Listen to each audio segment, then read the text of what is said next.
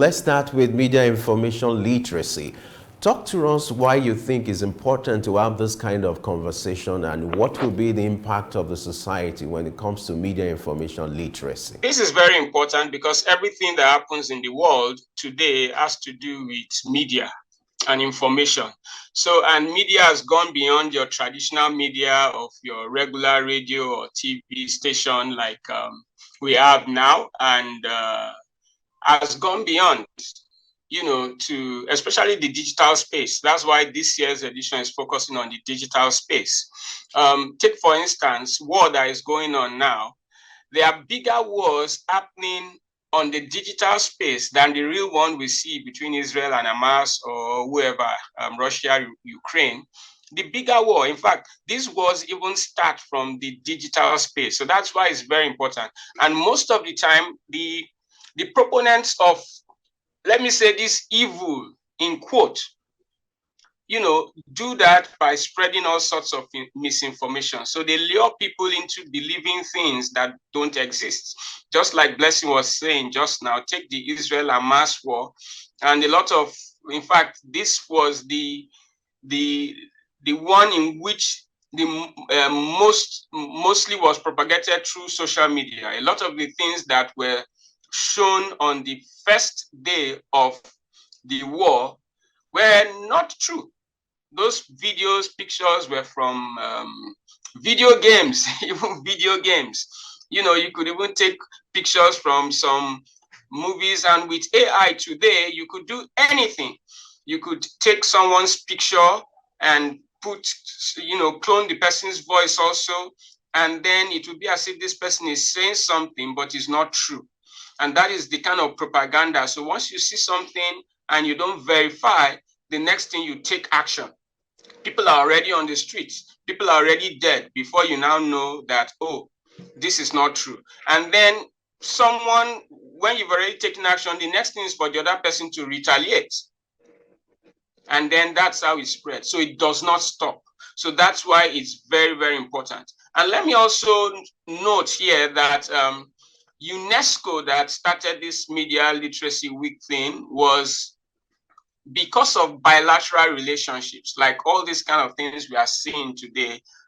Russia invading Ukraine, war, Israel, Hamas, the Iraqi situation, Afghanistan, you name it. Even those ones next to us, even Niger Republic here, is because a lot of false information is spread online that makes it difficult for countries to work together, makes it difficult for countries to work in unity. Let's come down to Nigeria. We're a multi-religious, multi-ethnic group. In fact, there is no country like Nigeria in the world. That is the truth. Our diversity, which is supposed to be one of our greatest selling points, that you could pull virtually the whole world together in Nigeria, because when you take the tribes out of Nigeria, they will form countries. They are more than the population of other countries. This is supposed to be our strength. But what we've seen over the years is that people have used false information to create some kind of stereotypes, narratives that make one tribe hate the other. People can't work together. People can't relate together. You guys were talking about the NYSC, which was set up originally to foster unity amongst Nigerians after the Civil War. But today, what is it? Some people don't want to serve in certain parts of the country because of certain pictures that have been painted. And this is why media literacy is important. It's not media literacy, is not for professionals. It's not for the broadcasters. Even when you talked about half-baked professionals, quacks, and all that, see, they are still working in the media space. Media literacy is not even for those guys. Those guys they just have education. Media literacy is for the general public. People who are not in the profession, who depend on the media for information. So whatever you consume, you must know which is the right one, and you must know how to be able to detect when something is wrong. In today's digital age, what are the fundamental skills or competences that an individual should possess that would make him media literate? One of the first things is patience. And that's one thing we do not have that much. One of the first things is patience. So you see, the skills, media literacy skills, are not necessarily technical, journalistic skills. They are just basic things. Your ability to be patient before you forward, think, ability to think. Ask yourself, will this thing help somebody? Is this thing, good enough? Just think. That's the basic thing. Patience, slow down. Don't be too fast. Don't conclude. Think. Ask yourself basic questions. If I share this thing now, will this help? Could this be true? Is there somewhere where I could verify? Before you now go down to checking basic things. So if you see something online, for instance, rather than just click, because you see, even traditional media use sensational headlines to bring people, the biggest media in the world, they use that. That's what they use to sell papers, sell everything. You just read beyond that headline. So when you hear something happening, just check. There are basic things you could check. You could check just the date, first of all. You might see that is a message that had been online for a very long time that someone just shared again. You must go beyond the headline, then read the body, check if the story really makes sense. Also check for the source. Do you have any credible source there? Someone will just come say Israel and Hamas war. Israel is blah, blah, blah, blah, blah, blah, blah. Hamas is doing this. Who said it? Do you have someone you could quote? And then you also talked about about the fact that because something was shared by a credible source, people just believe, oh, because this person said it. You'll see people post things and say, oh, I got this from a credible source, very credible source. You don't know whether that person also saw it and didn't think and just shared. So you don't stop there. So you need to go beyond and check. So these are basic things that you don't really need extra training. Yes, there are some tools, digital tools you could use to check, like there's reverse image tools. There's the Google one, there's Yandev, and there are so many more technical things that you need a little bit of skill to learn. But the basic one, and then stations, the traditional media can help. One way the traditional media can help is by occupying the digital space. Like you said, everybody is now a journalist. You have citizens journalists, and they do these things. When they share things, they don't share things because they want to cause trouble. They want to help. They saw something and say, hey, let me share this. So don't pass this street now. They are war there, they've burnt this, so blah, blah, blah. They just want to help people, but they don't know that someone just posts that thing like that. So the traditional media needs to occupy the digital space. You need to post per second information so that they trust you. You are professionals. And traditional media should also set up fact-checking desks in their stations. So when something comes out, you have people working there who fact-check immediately. You post it online. Like we have several fact-checking sites now, even Academy Wabma. We have the Wabma Fake News Debunker. You have Dubawa by Premium Times and several other ones like that. Africa Check. There are so many like that. Traditional media, they still trust. The populace still trust the traditional media. So if they see something, they can just quickly go to the site of any traditional media in that location where that thing is supposed to have taking place. And if they don't see it on your site, they know it's not true.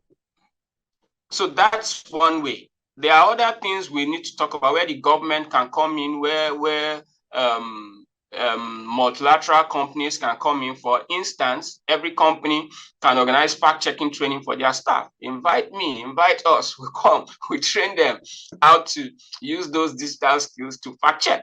The people who spread news work in various organizations, they work in government. Government has just appointed new people. For instance, my friend, Mr. Larry Onilu, is now the Director General of National Orientation Agency, which is a key agency that the government is supposed to use to do this media literacy thing. So that's one first thing Mr. Onilu should be thinking about. How to now do trainings and how to make people know what media literacy is, how to detect misinformation, rather than just spreading what they've been doing since is they share government agenda, just share information from government. No, the way the society is, the ordinary man still till tomorrow would not really trust government. So if you share something from government, they won't think you're just doing propaganda. But if you train these people on how to know what is right and what is wrong, they'll be able to accept what government shares. You're aware that the media space is open to all comers. How do we ensure that every information has sense of what we'll call truth, and to ensure that sense of responsibility is being upheld when it comes to dissemination of information? Let me start by saying it's great that this week also there are several media activities happening. The NBC's Africa is taking place, and talks around this digital space is something that will also take place there. And the NBC has a new DG. Congratulations to him. I hope to see him there and hear what he has to say.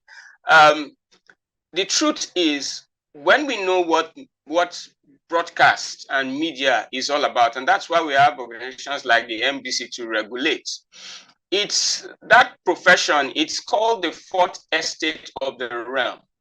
So as a broadcast organization, it is public service is your responsibility. Sometimes some people actually, are not happy, especially broadcasters are not happy when I say we as broadcasters are the problem of this country, Nigeria. Is, many people say it's bad leadership and things like that. The truth about it is that, listen, and that's why the politicians have to appoint special advisors, ministers. Even though I'm not happy with the number we have, what the toll on our economy, our government is just too expensive to run. That's a topic for another day. It has to be reduced. And with the coming of digital space, do we really need those people physically working? There are other ways we could get advice, we'll get input and run government properly. I'm doing this on this program now. The government can take whatever I share here and run with it. So it is the media's responsibility to put everybody aright. So there is no debate about sharing quality, useful, correct information. Any station that does not do that, any station that is set up for political reasons, for selfish motives, is not doing what broadcasting is meant for. And that is the truth.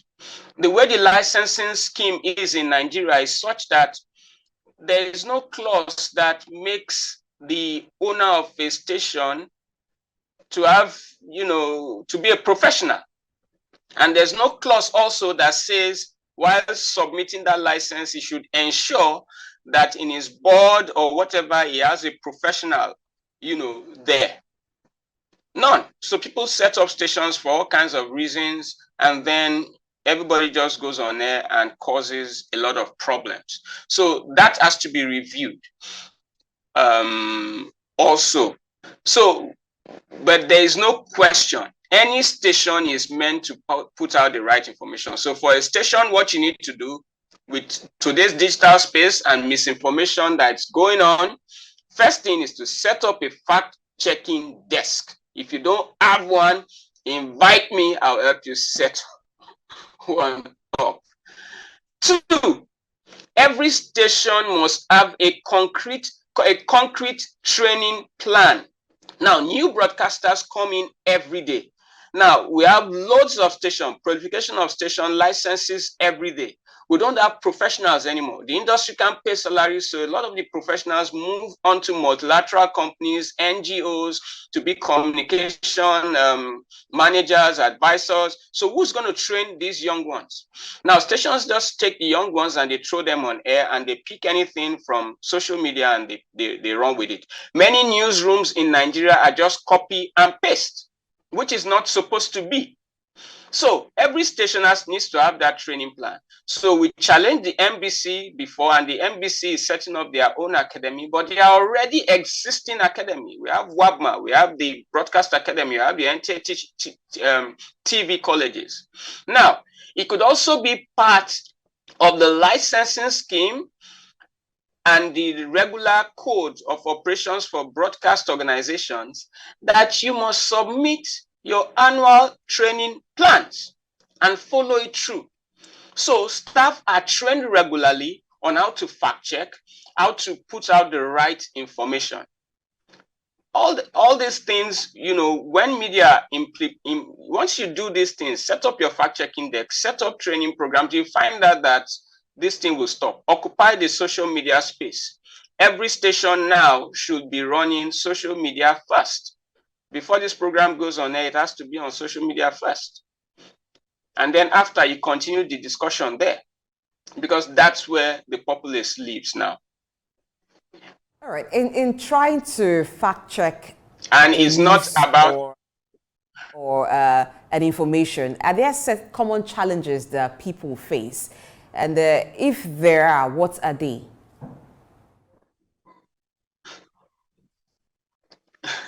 Number one challenge is your data and power, of course. So that is the thing. Data is still very expensive in Nigeria, and it shouldn't be. It shouldn't be. Now, one advert says data is life. So if the government knows data is life, data should now be a basic amenity, because that's where information, if you as a government want to pass information to people, you pass it on drawing, it's data. All those in government today won elections through social media. That's the truth. That's where most of the campaign took place. So if data is life, there must be policies to make data cheap. One way or the other, there has to be government investment in data. 2, power. If you can't charge your phone, how can you verify? How can you cross-check? So then there needs to be power. So those are the basic challenges, and mainly stations, those are the kind of challenges they face, because when a station doesn't have diesel to run, doesn't have the investment to invest in solar and all that, because you have to pay huge license fee of 20 million naira to the government, it's difficult. There's multiple taxation for stations. So for stations, as organizations, they are going through that. Then as individual, you don't have power, you don't have data. How do you fact check?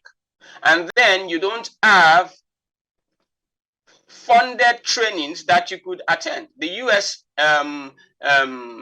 consulate funded a training which our academy did around the 17 southern states. It was called Project Fact Check Nigeria. And we trained young people, over 100 in 17 states, on how to fact check. Now, several of them now put on their status fact checker. There are organizations today who are recruiting young people as fact checking interns. So it is a skill. So as we say, we are going digital, we are talking about digital economy, the government is funding that. This media literacy and fact checking should be one of the first trainings the government should invest in. And I'm appealing once again to my dear friends, congratulations once again on your appointment, the Director General of the NOA, Mr. Larry Onilu. This is something I think you need to take up, and the government has to fund it. It should not be international organizations coming to fund such trainings when we are the ones suffering when crisis, takes place. Also, the Minister of Information, they will all be in Lagos for the Africast. This is something I think they should take up. Broadcasting Organization of Nigeria should follow up and support. Stations should set up programs where, like this one is going on, where they educate the public on how to fact check. Yeah. All right. There are two sides to a coin. When we're talking about media information literacy, it means it portrays the existence of media illiteracy. Now, what do you make of the move to regulate the social media, in order to ensure sense of responsibility when it comes to information dissemination, the move to empower NBC to regulate the social media? Do you think it will also promote media literacy?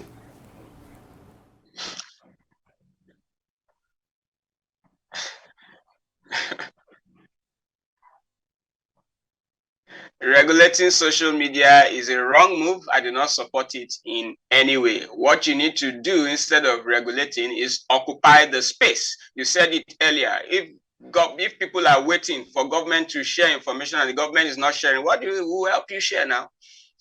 My friend, what's his name? One musician, Mr. Raw. Long ago, I was in his room. We had been begging him for 2 years to release his video for his Obodo song, and he was delaying. And the day the video came out, he showed me in his house. And then a call came in from Enugu, and someone said they just bought his video. Well done. He said, I've not sent it anywhere. And what people did was the pirates, they got scenes from various Nollywood movies, and they made a video for him and sold. So if the government would not use that space, occupy that space, give us information per second. Now, thankfully, Mr. Dotun is a minister now. He is very social media savvy. He's a young guy. Let's occupy the digital space per second. Give us information so that those who are spreading false information would not have space. Idle mind is devil's workshop. So if the government makes the social media space idle, other people would take it over. So that is what they should do. How can you regulate? Okay, the other time, people are using VPNs. There are so many other ways. China regulates, but a lot of information still goes on. So what are we talking about?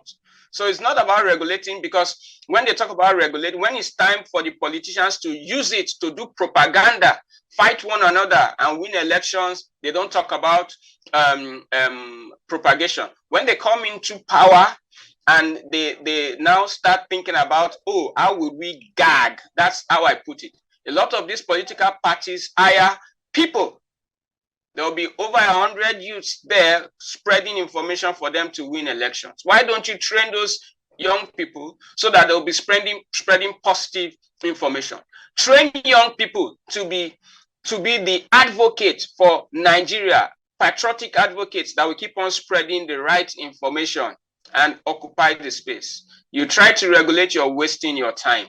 The world is a global space, and anything can happen anywhere. When you have network issues in Nigeria, that's the biggest challenge with fact checking. So that's where the government needs to step in. So if we really say we are doing digital economy, then we need to do something about that. Data must be seamless. Thank God technology is there now. Compression rates have been brought down. So it's just for Nigeria to apply technology and make data available to everybody. You go to some European countries like Romania, these are very poor countries. They cannot be compared to Nigeria in any way. But one thing that is very easy for them there is data. So they watch movies and everything. They just connect the internet to their decoders and watch anything they want to watch. Today, this broadcast is done via internet. So if I could broadcast to the whole world via internet and the technology is available there, it reduces my cost of, putting up transmitters and all those kind of big equipment, huge dish and all that. So that's where the government needs to come in first to make it easy. You go to some government ministries today, they don't even have internet there. So how would they occupy the space so that's where the focus should be going on. Now, when you talk about the NBC regulating, look at the current situation. NBC regulating traditional media. How successful has that been? How successful has that been? It has not been successful. At the Africast, I'm sure those kind of conversations will come up again with the NBC. The current NBC DG has a lot of backlog of complaints by stations with regards regulation to deal with. And the truth about it is that the NBC should be working with the stakeholders in the media industry, not being like at war with them. We organized stakeholders forum in the past that made the traditional media to understand the NBC. So it's not coming with regulations and threatening people, but discussing with people, making people understand the importance of putting out the right information. And that is where the training comes about, interaction. You know, government should not be on one side and people on the other side. Government on one side, media on the other side. No, it has to be interaction of people working together for the betterment of Nigeria. So when we understand each other, we don't need a lot of all this gagging and all those kind of, you know, things to get things done. Of course, there are laws that are there. A lot of people have gone to jail today for making false social media posts. And that's where we need to strengthen.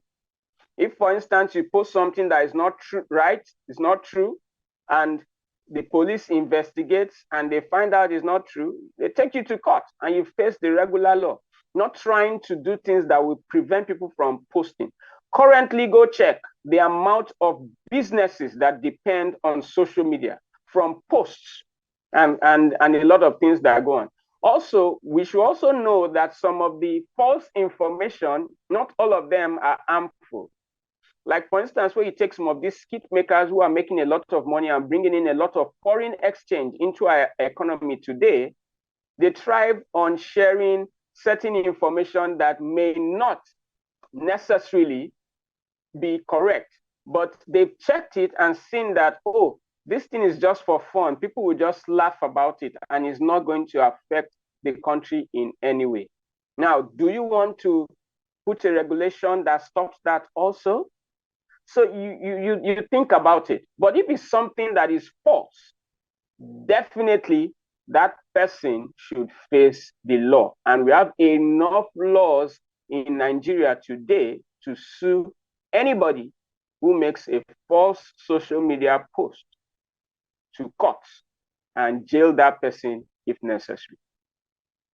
All right, so how do people then know, beyond fact-checking, how do they interpret information to the extent that the wrongful intentions, they do not become victims of wrongful intentions? For instance, there was the post about all eyes on the judiciary. That's billboard post at one time that generated lots of reaction, which the government had to step in and clamp down on such kinds of advertisement. You find a lot of such posts on social media space. Now, they may not be news, they may just be posts, but in a way, they have the ability to incite the public. So how do people orientate themselves, or how are they able to navigate the social media space to the extent that they do not become, they do not fall prey to such kinds of information, consuming them and acting out what those who send out such posts intended? Yeah. Now that one, the general public, for things like that, the general public might not be able to, and that is where the traditional media and government organizations come in. Thank God, government still owns a lot of stations. There are over 100 Radio Nigeria stations in Nigeria. You know, state stations are there. There are about 50-something states. We have 36 states, but we have 50-something state-owned stations in Nigeria. You know, they are all there.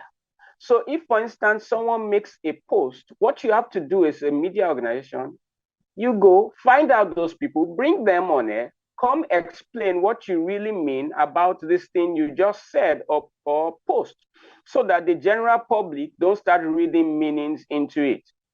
In your normal day-to-day relationships, you find out that a lot of conflict in your house, in your family, between your brothers and sisters, come as a result of someone saying something and someone else misinterpreting it. Today, we do a lot of WhatsApp chat. You just sent a message. Now you're joking about something, but the person can't see that expression.